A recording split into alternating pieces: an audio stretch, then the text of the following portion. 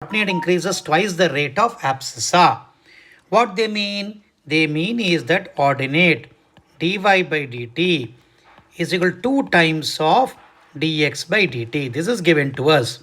Now, so y square is how much?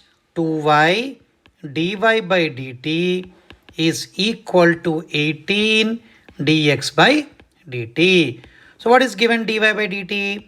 2y into 2 times dx by dt is equal to 18 dx by dt. So from this what we get? We get 4y is equal to 18 or y is equal to 9 by 2. Once we got y is equal to 9 by 2, we substitute in the function.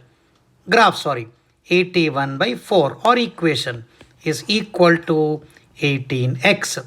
So from this what we get? X is equal to 9 by 8. So point where it will be 9 by 8 comma 9 by 2. 9 by 8 comma 9 by 2. Option A, where the rate of ordinate increase is twice the rate of abscissa. Ordinate means y, abscissa means x. So they gave you dy by dt is equal to 2 times of dx by dt. So dx by dt is rate of change of dx by dt is rate of change of abscissa. Similarly, dy by dt is rate of change of ordinate.